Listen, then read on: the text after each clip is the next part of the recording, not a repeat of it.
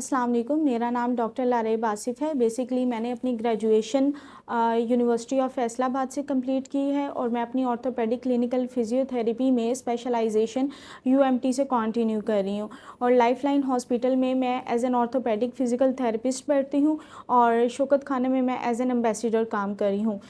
Basically आज जो हमारा टॉपिक है फ्रोज़न शोल्डर है, जिसके बारे में मैं आपको थोड़ा सा गाइड करूँगी।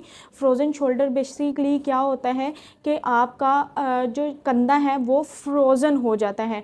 फ्रोज़न मतलब आपका कंधा बिल्कुल जाम हो जाता है। जाम होने की वजह से क्या होता है कि आपका जो कंधे के अंदर एक कैप्सूल होता है जिसने आपके शोल्डर को कवर करके रखा होता है, प्रोटेक्ट करता है, उसमें एडहेरेंस बनना स्टार्ट हो जाती हैं।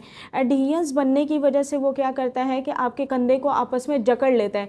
जब वो आपके कंधे को बिल्कुल जकड़ लेता है तो आप अपना कंधा, अपना बाजू जो है वो मूव नहीं कर पाते और जब भी आप उसको मूव करने की कोशिश करते हैं तो पेशेंट को बहुत एक्सट्रीम पेन होती है।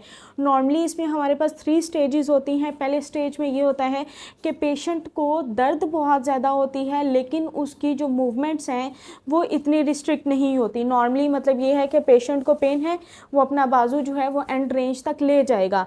सेकेंड स्टेज में ये होता है कि इंसान की दर्द जो है वो तो कम हो जाती है लेकिन वो अपनी मूवमेंट्स जो है वो नहीं परफॉर्म कर पाता।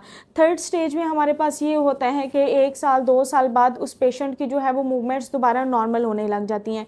मेनली जो हमारे पास इसके कॉज आते हैं वो ये होते हैं कि अगर आपका पोस्चर ठीक नहीं है, आप गलत एंगल में सोए हुए हैं, आपने कोई बहुत ज़्यादा भारी वज़न उठाया है, या आप बास्केटबॉल बहुत ज़्यादा खेलते हैं, या आप रिपीटिटिवली कोई ऐसी मूवमेंट्स वगैरह परफॉर्म करते रहे हैं, तो ये क्या करेगा, ये आपके कंधे को बहुत ज़्यादा जो है वो डैमेज करना स्टार्ट कर देता है।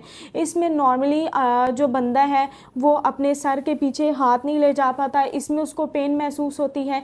जब हम इस तरह के मरीज़ को चेक करते हैं उनके कमर में जब हम उन्हें कहते हैं हाथ लेके जाएं, उसमें वो बहुत ज़्यादा कंप्लेन फील करता है। तो इसका जो सोल्यूशन है, first and last only solution is physical therapy.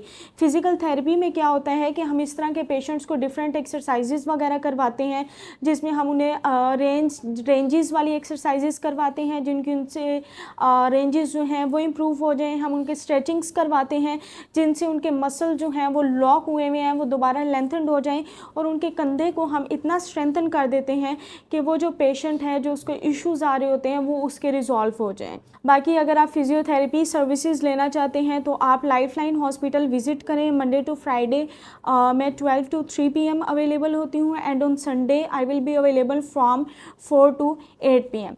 Thank you so much.